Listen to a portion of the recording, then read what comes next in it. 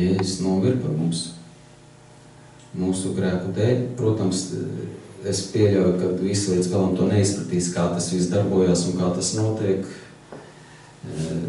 Jēzus brūcēs mēs esam dziedināti, atveseļoti, svētīti, glābti.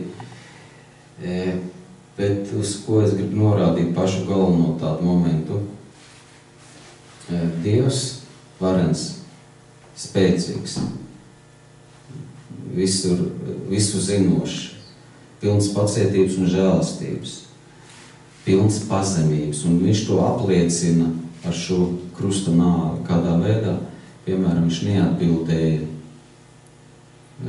uz ļaunumu, viņu zaimoja, apspļaudīja pirms krusta, ja? Ļaunas lietas runāja, bet viņš neatbildēja.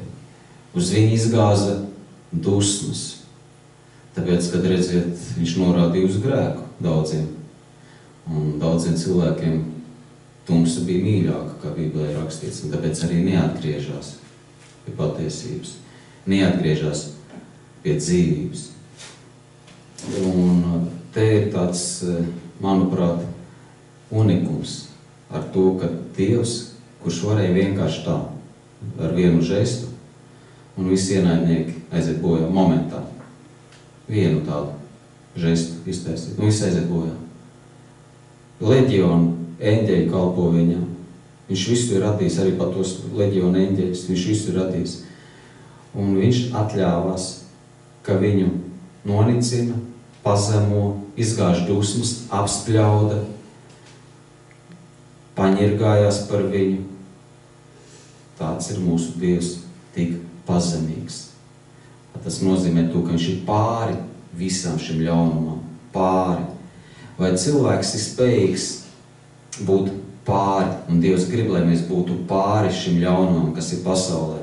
Tad, kad tev pazemo, tad, kad tev nodara pāri, kāda cilvēka reakcija, protams, ir uzreiz atbildēt kaut kādā veidā. Vismaz kā minimums sadusmoties uz viņu, ja, un kaut kur aiziet paraudāt. Bet Dievs vēlās, lai mēs iemantojam to, ko mēs esam pazaudējuši, jo mēs kādreiz pirms grēkā krišanas bijām spējīgi būt pāri jebkuram ļaunumam. Un Ādams zaudēja modrību un, protams, sagrēkoja tā tālāk, un mēs piedzīvojam šīs sekas, un Dievs grib mums atgriezt, lai mēs esam pāri šim ļaunumam.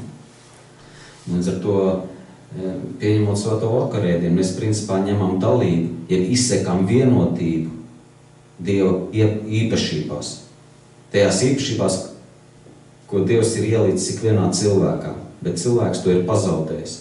Un viņš kalpo verdzībai, dusmām, netīrībai, nešķīstībai, varbūt sliktiem vārdiem pat kalpot, tas ļoti izteikti, teiksim, krievu tautības cilvēkiem, jā, runā nesmuki. Bet Dievs parādīja visai cilvēcei, tev un man, ka mēs esam spējīgi un varam līdzināties Dievam, nevis dievībām, noteikti ne, bet būt pāri šim ļaunumam.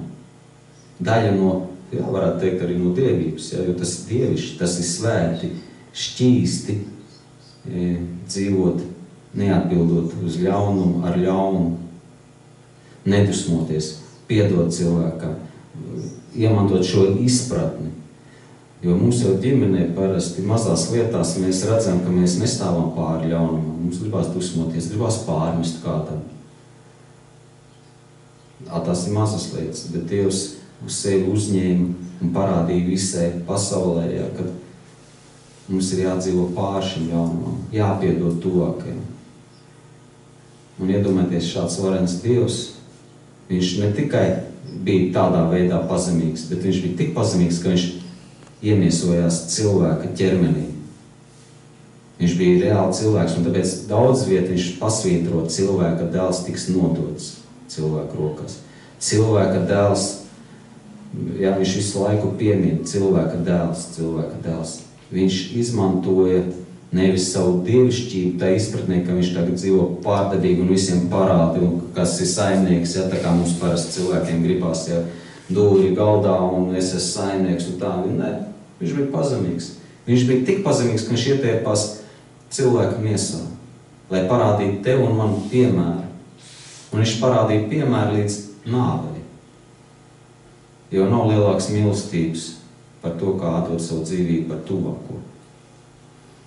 Un vai tu esi spējīgs vismaz atdot tās dusmas, ja iznīcināt sevī dusmas par tuvāko? Tev jau pat neiet runa par to, lai tu atdot savu dzīvību par tuvāko. Bet vai tu esi spējīgs neatbildēt ar ļaunu, vai tu esi spējīgs piedot tuvākajam? Kur nu vēl par nāvi, ja, runājot? Lai gan Kristus mācekļi, viņi izcieta mocekļu nāvi. Viņi arī tika spīdzināti, pazemoti, bet viņi lūdz, ko tad mēs to redzam apstuļu darbos. Filips lūdz par viņiem, Dievs, es par viņiem žēlīgs. Piedod viņiem, jo viņi nezin, ko viņi dara. Kas tā ir pa pazemību Filipiem, Kristus māceklim? Tāda pazemība. Viņu galina spīdzina, nomētā ar akmeņiem, ne jau vienmēr ar ķieģeli. Ar maziem akmeņiem tas ir sāpīgi, jā. Un varbūt ar lieliem arī tur lidoja Filipa virzienā. Viņš teica, es esmu žēlīgs par viņiem, piedod viņiem, jo viņi nezinu, ko viņi dara. Filips iemantoja, atgrieza šo bezgrēcības stāvokli, ka viņš bija spējīgs to pateikt. Mums parasti gribās pārmest cilvēkiem, ko mums pārdara. Mums parasti plūst dusmas par šiem cilvēkiem. Lai Dieva uguns nāk par viņiem varbūt, jā. Lai viņš ir nolādēts un tādā veidā.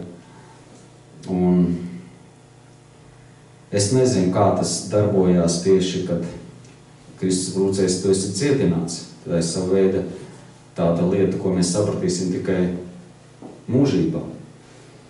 Bet, ja mēs esam Kristus brūcējs cietināti, tad mums visu pirms ir jābūt iekš Kristus. Šajās īpašībās, šajos tikumos. Tas nozīmē, ka tev ir jāatgriežās no grēka. Ja mēs gribam piedzīvot dziedināšanu, arī fiziski, ne tikai garīgi, bet fiziski. Un kā tas iet kopā ar Kristus upuri, līdz galam diez vai, ka kāds to spēj saprast, bet viena lieta ir ticībā. Mēs varam saņemt šīs svētības, ko Kristus izdarīja pie krusta. Ka mēs vēlamies būt vienoti ar Dievu šķīstībā, tīrībā. Un es domāju, tādā veidā tas arī darbojās. Protams, ir ar Dievu žēlstību nepelnīt, ja, kas principā uzrunā daudz cilvēks arī evaņģēlijā mēs lasām, ja, ka cilvēki tika dziedināti. Kāds bija pateicīgs par to, kāds nē. Kāpēc Dievs dziedina žēlstību? Ja nu caur šo cilvēkam smadzenes sāk darboties, ka tomēr jāizvēlās dzīvību un gaismu un svētību. Varbūt, ja, bija tāda cerība, bet tomēr nevienmēr tas nostrādā, diemžēl. Nevienmēr nostrādā. Bet normālais likumīgais ceļš, kā Bībeles saka, ja, kas likumīgi pilda bauslim, tas ir svētīts. Tieši tas ir tas, kad tu arī ietērpies Kristu kādā veidā šajā šķīstībā, tīrībā, sevis aizliekšanā. Un tas vienmēr ir grūti, sevi aizliegt un būt pazemīgam, jo nekas lepns Dieva valstībā neieies. Nekas lepns. Drīzāk tu izlidījus no turienes ārā, pat ticīgs būdams. Ir vēl tāda rakstvieta, noteikti varbūt atgriezīsimies kādreiz. Mateja 18:3. Dievs saka, ja jūs neatgriežaties un netopiet kā bērni, vispirms ir jāatgriežas no kurienes no grēka. Ja jūs neatgriežaties, jums netiksiet Dieva valstībā. Un kāds teikt, bet es taču ticu Dievā. Pirmā daļa, kur palika ticīgais, kurš tic, bet neatgriežas, dzīvo tumsā vēl joprojām. Nespēja sevi aizliegt, nespēja pieturt tuvākiem. Kas tas tāds ir? To ar visu savu ticību aizsoļo uz zelli. Līdz ar to ietērpties Dievā, ja būt Kristus brūcējs dziedināts, tev visu pirms ir jāizliec sevi. Tas ir likumīgais, normālais ceļš. Jo, ja tā nav, tu esi tāds gaistošs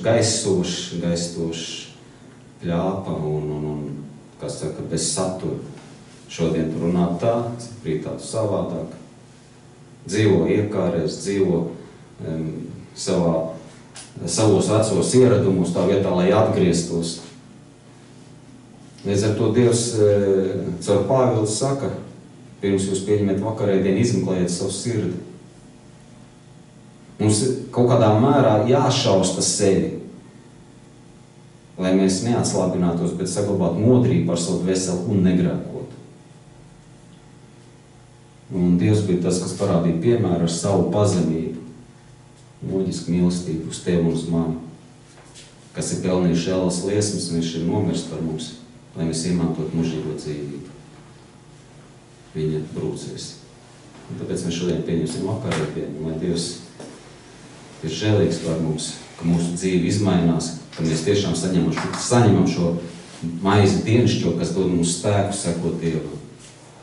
Paldies par uzmanību.